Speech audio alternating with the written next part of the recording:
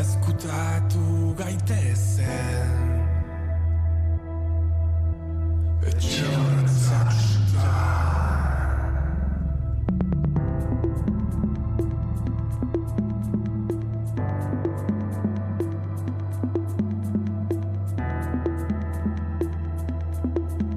Gau hontan ez dut lo egingo,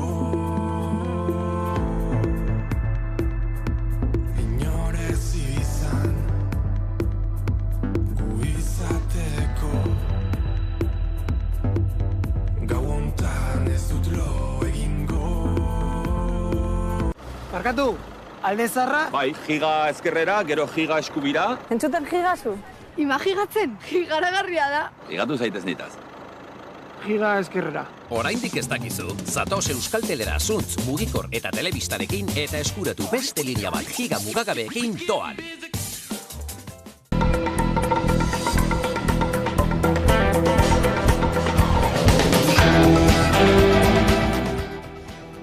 Laurogeita 6 urte bete dira Gernika bombardeatu zutenetik. 1926ko gerrako gertakari nagusietako bat izan zen Gernika Lumoko bombardaketa. 1927ko apirilaren 26an Alemaniako Kondor Legioak eta Italiako Aviazione Legionarioak Bizkaiko herri hori bombardatu zuten merkatu egun batean. Eraikinen 95 suntsitu zituzten osorik eta beste asko kaltetu.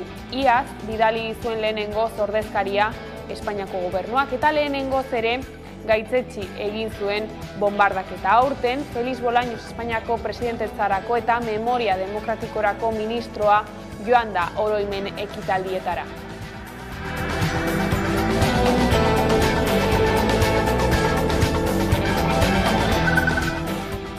Arratsaldeon, esan bezala 96 urte dira Alemaniako Kondor Legioak eta Italiako Aviazione Legionarioak Gernika Lumo bombardatu zutenetik eta Ibon Meñika Gernika Memoriaren lekuko plataformako kide eta Lander García Martxoak 3 elkarteko kidearekin hitz egin dugu. Meñikaren esanetan, aprilaren 26a memoria egiteko eguna da. Apirilen 26a noski memoria eguna da eta nondik gatozen ulertzeko eta zabaltzeko egun bat eta izan behar da, baina memoria egunez egun egiten dan zerbait da eta modu askotan egin beharrekoa dela, ez. Orduen gu beti saiatzen gara putzuet fokoa zabaldu, begirada baitera altxatu, bestelako memoria heltzeko bideak jorratu, eta horrek guztiaren bitartez apurtxue memoria kolektibo, herritarra eta larrikatzaile baitere txertatu, ez. Eta atzo hezkuntza akordiotik urtebete pasatzu igarota eta zenbait eztabaidaren ostean Eusko Jaurlaritzak Gobernu Kontseiluan onartu zuen hezkuntza lege proiektua. Irailean ezagutarazi zuten lehen zirriborroa eta arrabotsa eragin zuten zeinbait gaik, batez ere euskarari, segregazioari eta sare publikoaren eta itunpekoaren presentziari lotutakoek orain testuari zenbait aldaketa egin dizkiote, esaterako zehaztu dituzte Euskal Hezkuntza Zerbitzu Publikoko eskolek oinarri gisa eduki beharreko printzipioak. Hezkuntza lege proiektuaren helburu nagusia da Euskadiko ikasleen ahalik eta hezkuntzarik onena eskaintzea. Kalitatezko hezkuntza, integratzailea, aukera berdintasuna eskaintzen duena, euskalduna, eskola publikoa funtsezko zutabe duena eta berrikuntzaren aldeko apostu sendoa egiten duena. Egungo erronkei erantzuna emango dien testu berri bat, baina begirada etorkizunean jarria izango duena. Gero eta prestatuago eta kohesionatuago dagoen gizarte baterantz aurrera egiteko beharrezko tresnak eskiniko dizkigun testua. Sebas Etxaniz euskal presoa baldintzapean aske utzi dute 20 urte eta erdi espetxaldian eman ostean. Etxerat elkarteak jakinarazi du 80 urte beteko ditu aurten eta EPP-ko kiderik helduena da. 2019an bete zituen zigorraren 3 laurdenak. Etxanizi 2020ko uztailean eman zioten 3. gradua. Bilabonako espetxetik Martutenekora leku aldatu zuten eta horren aurretik hainbatetan ukatu zioten 3. gradua baimenik ez duelako izan, aldi berean baimenak ukatu izan zizkioten hirugarren graduan ez zegoela argudiatuta.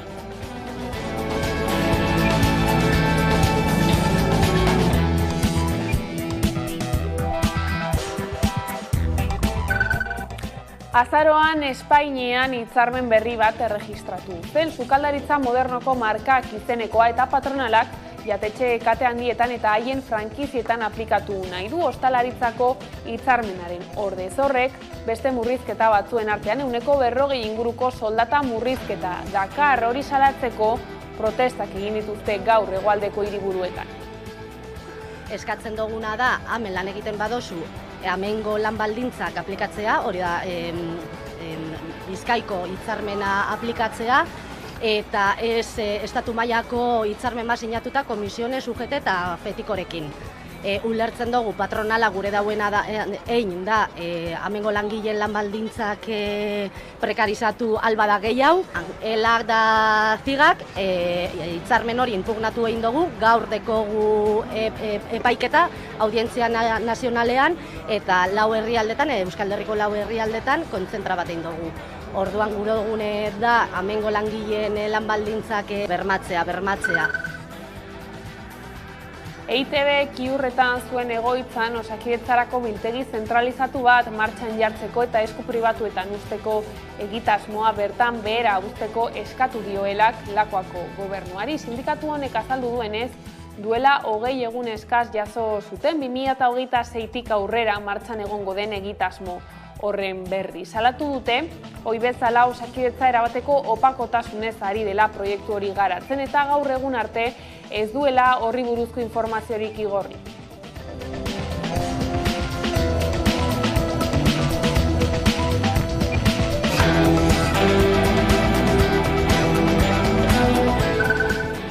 Eta kulturan Arantxa Urreta Bizkaia idazleari emango dio 111 akademiak urteko saria.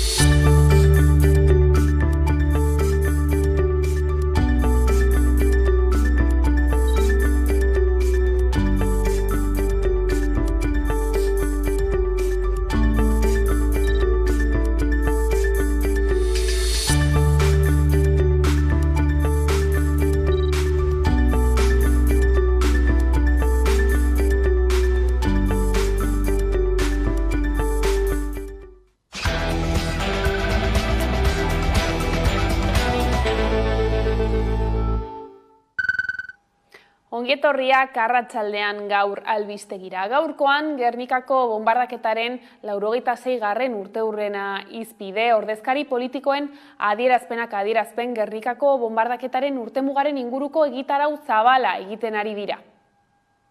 Gernika!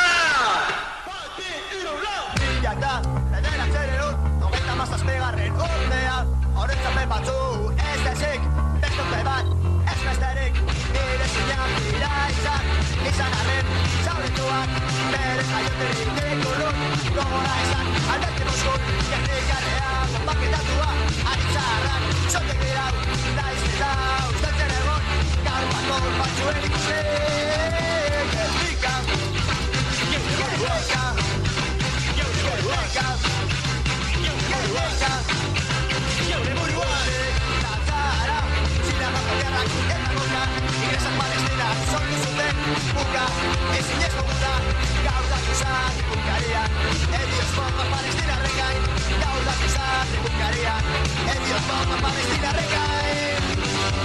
Libertad, errezion, 96. urtea, hori hemen baino, errezion, bestonte bat, ez besterik, Gernika, Gernika, Gernika, Gernika. Aurten, Felix Bolaños, Espainiako presidentetzarako eta memoria demokratikorako ministroa joan da gertatutakoa oroitzeko ekitaldietara. Pedro Sánchez, Espainiako gobernuko presidenteak atzo senatuan iragarri zuen Gernika memoria leku izendatuko dutela bonbardaketaren izugarrikeriagatik. Horrek erreakzio ezberdinak eragin ditu tartean Iñigo Urkullu Eusko Jaurlaritzako lehendakariarena eskertu egin du ministroa omenaldira joatea, baina egindako mina aitortzeko eskatu dio estatuari.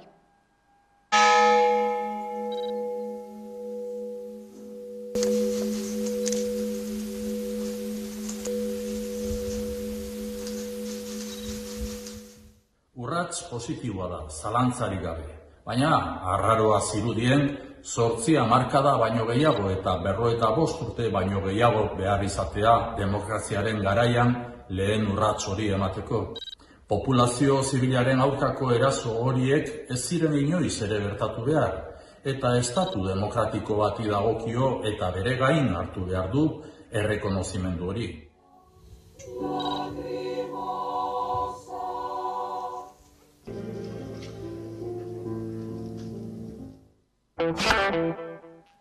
Gai aldatuko dugu orain, izan ere hezkuntza akordiotik urtebete pasatxu igarota eta zenbait eztabaidaren ostean atzo Eusko Jaurlaritzak Gobernu Kontseiluan onartu zuen hezkuntza lege aurreproiektua. Eusko Jaurlaritzak hezkuntza legearen aurreproiektua akordiotik urtebete igarota eta zenbait eztabaidaren ostean onartu du. 2022ko irailean ezagutarazi zuen lehen zirriborroa eta zenbait erreakzio azaldu ziren, batez ere euskarari, segregazioari eta sare publikoaren eta itunpekoaren presentziari lotutakoak. Aste honetan aurrera eraman duten testuak zenbait aldaketa biltzen ditu. Orain tramiteekin hasi behar dalakoa, baina sailburuak ez du argitu legegintzaldi honetan onartuko ote duten. Entzute eta eztabaida prozesu mamitsu bati amaiera eman diogu. Orain, legebiltzarraren analisia eta eztabaida egiteko unea iritsi da. Euskadik lege gaurkotu bat izan dezan, modernoa eta guztion zerbitzura egongo dena. Euskarari dagokionez lehenengo zirriborroan bezala lege proiektuak ez du aipatzen murgiltze eredua, ezta ereduen sistema gainditu dutenik ere. Egungo hizkuntzak mantenduko dituztela adierazi du Jokin Bildarratzek. Azaldu duenez, 3 eredu indarrean daude eta 3 izaten jarraituko dute. Bestalde, derrigorrezko bigarren hezkuntza amaitzerako ikasleek B2 maila lortu beharko dute euskaraz eta gaztelaniaz, eta ikastetxeetako irakasleek aztertuko dute. Horrekin batera, ikastetxe bakoitzak hizkuntza proiektu bat izan beharko du. Azkenik testuak dioenez, euskararen hizkuntzen ikaskuntzarako institutua sortuko da. Bestalde, legeak adierazten duenez, titulartasun publikoko eta pribatuko ikastetxeak badaude, eta azken horiek ituntzeko aukera dute. Azkenik doakotasuna balioan jartzen du. Izan ere, azpimarratzen du hezkuntza administrazioak baliabide publikoak jarri behar dituela. Derrigorrezko ikasketak eta doakotzat jotako ikasketak benetan doainik izateko. Horrekin batera, adierazten duenez, ezin izango dute kuotarik kobratu, ez dela ez dute funts publikorik jasoko. Hezkuntza eragileek, sindikatuek eta alderdiek hezkuntza legearen proiektuaren lehenengo balorazioa egin dute. Kontseiluak esaterako hobekuntzak sartu behar direla azpimarratu du. EH Bilduk ordea balorazio positiboa egin du. Azken urte honetan hezkuntza arloko eragileek eta sindikatuek parte hartu dute eta orain azken testua ezagututa balorazioak egin dituzte. Euskalgintzaren Kontseiluak balorazio orokorra egin du eta kritikatu duenez, aurreproiektuak ez ditu jaso hezkuntza komunitatearen gehiengoak eta sindikatuek euskararen inguruan egindako eskaera nagusiak. Besteak beste azpimarratzen du, 2 hizkuntza ofizialak menderatzea bermatzea helburu gisa zehazten zela eta orain aurreproiektuak bermatu hitza baino sustatu hitza erabili du. Kontseiluak dioenez zehaztasun falta dago eta hobekuntzak behar ditu. Lege honek euskararen aldeko zehaztasun gehiago behar du. Legeak euskara gehiago behar du. Bestalde, sindikatuei dagokienez, elak behin-behineko balorazioa egin du. Sindikatuak dioenez legean azaleko aldaketa batzuk besterik ez dira egin, eta gaur egungo sistemaren betikotzea bilatzen du. Komisiones Obreras aurre proiektuaren aurka azaldu da. Eskola publikoaren kontrako mehatxu bat dela dio. Esteila sindikatuak berri salatu du legea hezkuntza komunitatea kontuan hartu gabe egin dela. Horrekin batera adierazi du segregazioaren aurka ez duela pauso zehatzik eman, dokumentuak ez baituela zehazten itun unibertsala mugatzeko baldintzarik izango den, eta euskarari dagokionez ez dagoela aldaketarik. Labek ordea dioenez legeak sindikatuaren ekarpen batzuk onartu ostean, testua hobetzeko eragiten jarraituko du. Azkenik alderdiek euren balorazioa ere egin dute. Sinatzaileak izan da, akordioarenak eta ezagutzea horretik onartuko den testua kezkagarria da. Aukera historiko baten aurrean gaudela euskal hezkuntzaren eraikuntzan jauzi bat emateko. PSEek oraindik zuzendu beharrekoak daudela esan du. Elkarrekin Podemos adierazi du kezkagarria iruditzen zaiola oraindik testua ez ezagutzea. Eta azkenik EH Bilduk balorazio positiboa egin du. Elkarrekin Podemosek osoko zuzenketa aurkeztuko dio hezkuntza legearen proiektuari. Salatu duenez, Jaurlaritzaren testuak ez du iaz gehiengo zabalez onartutako hezkuntza ituna errespetatzen. Era berean, PSek kritikatu du hezkuntza legearen proiektuak ez diela ezarritako helburuei erantzuten.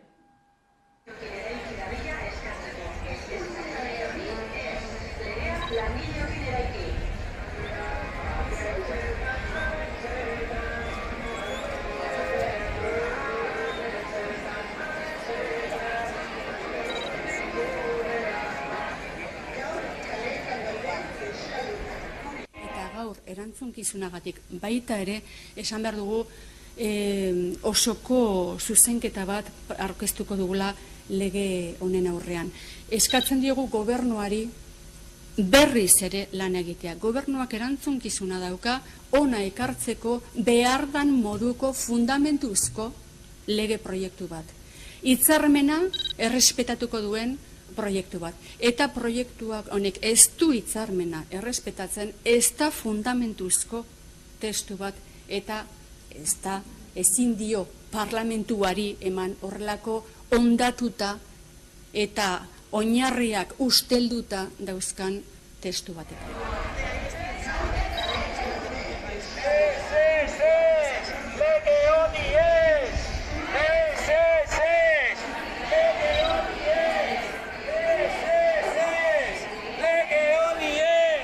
Argi eta garbi daukagu gauza batzuekin ez gaudela oso ados edo gure erreserbak ditugula, gure ustez oso beharrezkoa da lege hau, berdintasunerantz joateko eta baita ere gure ikasleak alden eta einen emaitza gobiagoak eukiteko. Guretako oso garrantzitsua da, horregatik ez dugu oztopatu lege honen onarpena gobernu kontseiluan eta orain parlamentuan Eusko Legebiltzarrean tramitazioarekin uste dugu hori zuzentzeko aukeri eukiko degula.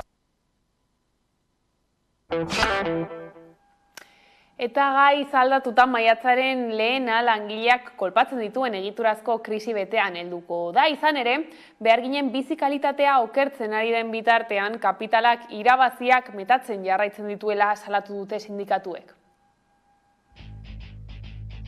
Maiatzaren lehena langileak kolpatzen dituen egiturazko krisi betean helduko da. Izan ere, langileen bizi kalitatea okertzen ari dela salatu dute sindikatuek. Krisi ekonomiko eta soziala, zaintza krisia, larrialdi krisia, guzti horiek bata bestearen atzetik eta langileen, herritarren bizi baldintzak okertzen, kaskartzen ari dira. Gora egin du gainera egoera zaurgarrian eta pobrezian dauden herritarren kopuruak. Eta bien bitartean, kapitalak irabaziak metatzen jarraitzen ditu. Langileak desjabetzen direnean, enpresen irabaziak, banketzenak, zaintzarekin negozio egiten duten enpresenak, edo likagai banaketa kate handienak gora doazela ohartarazi dute. Gure gobernuen inakzioa eta bestetik blokeo patronala. Patronalak oztopatzen ditu gaur hitzarmenen negoziazioa. Era berean, M-bata soldaten eta pentsionaldeko defentsan murgilduta dator. Eta testuinguru horretan soldatak igotzeko, prezioak jaisteko eta aberastasuna banatzeko neurriak lortzeko antolakuntza, greba eta borroka sindikalaren garrantzia nabarmendu dute sindikatuek. Ere, azpimarratu nahi dugulako borroka sindikalaren eta grebaren balioa. Borroka sindikala eta greba lotuta daudelako lorpenekin. Ez dagoela eraldaketarik patronala eta instituzioak horretara behartu gabe. Ez dagoela eraldaketarik, konfrontaziorik gabe, aktibazio sozialik gabe. Euskal sindikatuek bakoitzak beraletik deitu dituzte langileen nazioarteko eguneko protestak. Elak borrokan irabazteko lopean mobilizazioak egingo ditu Iruñan eta Bilbon. Labek berriz 8 protesta antolatu ditu. Baionan, Bilbon, Donostian, Gasteizen, Iruñan, Maulen, Eibarren eta Duteran. Egiteko beste modu bat lopean. Komisiones Obreras eta UGT sindikatuek baina manifestazio bateratuak iragarri dituzte.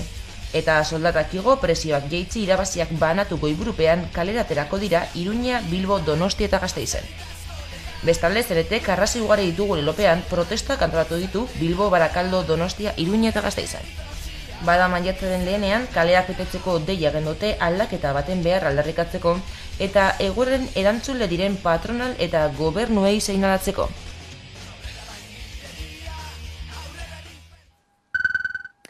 Gipuzkoako probintzia auzitegiak agindu du Arkaitzerrekan 2020an eta 2022an izandako isurketak batera ikertzeko bien artean loturak ikusten dituelako. Gaur-gaurkoz Gipuzkoako hondakinen kontsorzioko zuzendaria eta 4 enpresatako arduradunak inputatuta daude 2020ko maiatzeko isuri toksikoagatik. Gipuzkoako auzitegiak ebatzi du loturak ikusten dituela 2020ko maiatzean eta 2022ko uztailean Zubietako erraustegitik Arkaitzerrekara egindako isuri kutsatzaileen artean. Eta beraz agindu du bi epaitegitan bideratzen ari diren eginbideak ikerketa bakarrean metatzeko, fiskaltzak eta gurasosek eskatu bezala. Ebazpenean auzitegiak fiskaltzaren eskariz isurketa kutsatzeien jatorria zehazteko egindako analisi, ikuskapen eta atestatuan oinarritzen da. Ikerketa geratuta zegoen azarotik auzitegian, ikertzeko eskumenik ez zutela argudiatuta. Gipuzkoako auzitegiak baina ikertzeko agindu dio 5. instrukzio auzitegiari, eta ez dagoela egiterako tarterik. Autoa irmoa da, eta haren aurka ezin da errekurtsorik aurkeztu. Gurasos plataformak positibotza jo du albistea, erraustegia sortzen ari den kutsaduraren ikerketa behar bezala bideratzen duela iritzita. Eta nabarmendu du ikerketa bateratu eta sakonagita lortu dela erraustegiaren funtzionamendu okerrari buruz. Lurpeko eta azaleko uren kutsadura oso larria eta iraunkorra eraginduen funtzionamenduari buruz. Gaur-gaurkoz Gipuzkoako hondakinen kontsortzioko zuzendaria eta 4 enpresatako arduradunak daude inputatuta 2020ko maiatzeko isuri toksikoagatik. Testu inguru honetan, larunbaten Lasarte Horiatik Zubietako erraustegiraino oinezko martxa egingo dute errausketaren aurkako mugimenduak behituta. Erraustegia airea, ura eta lurra kutsatzen lelopean Okendo plazatik abiatuko dira goizeko 11etan. Agintariei exigitzeko geldi dezatela erraustegia, ez dezatela gehiago hondakinik erre, ez Zubietan, ez Añorgan, ez Bergaran eta ez Inon. Zubietako erraustegiko errealitate kutsatzailea agerian utzi nahi dute. Horren adibidetza jarri dute Arkaitzerrekan gertatutakoa. Kultura arloan Nafarroako gobernuak Irulegiko zona arkeologikoa interes kulturaleko ondasun izendatzea erabaki du. Gune arkeologiko hori gazteluaren hondakinek eta aurreko habitat prehistorikoak osatzen dute.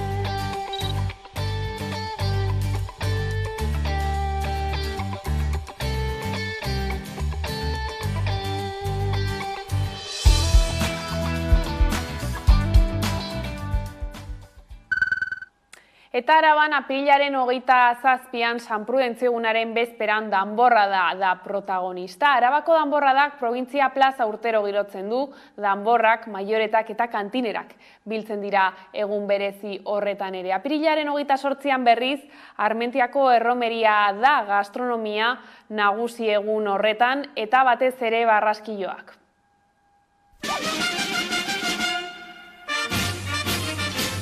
San Prudentzio Arabako lurraldearen zaindaria da eta ohorezko jaiak apirilaren 27an hasten dira, hots jaiegunaren bezperan. Egun horretan, arratsaldean probintzia plazan danborradaren erretreta izaten da. Danborrak, maioreteak eta kantinerak biltzen dira eta plaza girotzen dute. 2019an, Jose Maria Bastidak danborrada zuzendaria izateari utzi zion eta Leire Betolatzak hartu zuen lekukoa.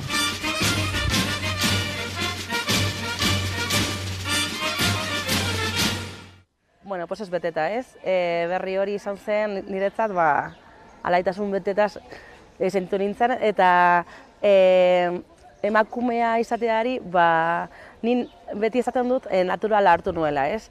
Azkenean prozesu naturala izan da, danborradan ez dakizen bat urte daramat parte hartzen, eta azkenekoa izan da danbor nagusia izatea, ez? Eta lehenengo emakumea naiz, baina, bueno, erreferentea bezalakoa, emakumeak erreferente bezala ikusten banaute, ondo, hobeto, emakumeak behar ditugu erreferenteak. Eta hartzen banaute erreferente bezala, oso ondo.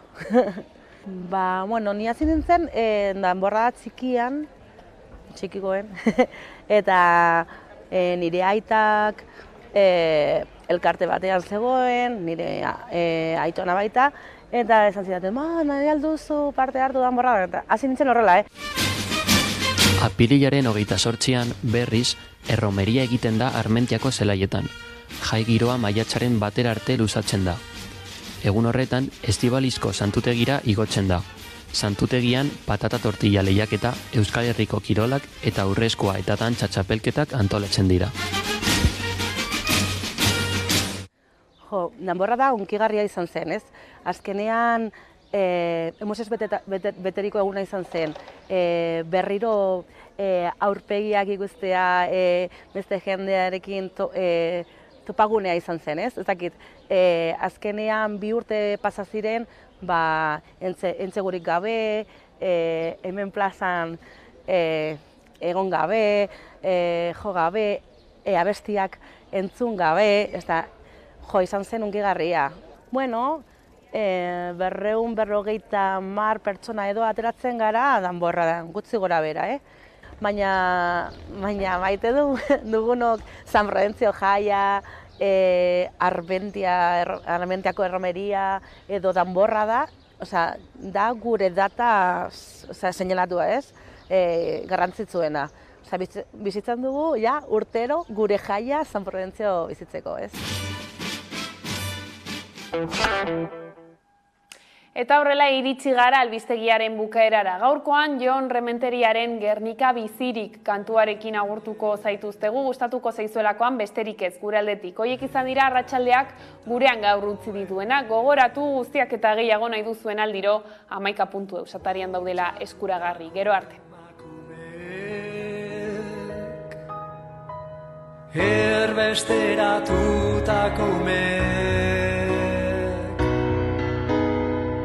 aspiraturiko hizkuntzak, jazarritako nortasunak, errausturiko duintasunak, inauziriko etorkizunak, keak oroitzen digu, suak pizturik dirauela, keak oroitzen digu, Gernika bizirik dela.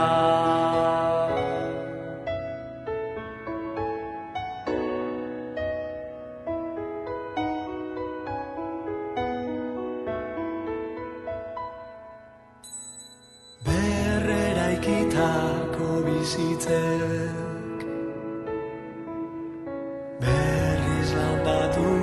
Bertako ametxek iraupen ohitura berriek menderak aiziren pertsonek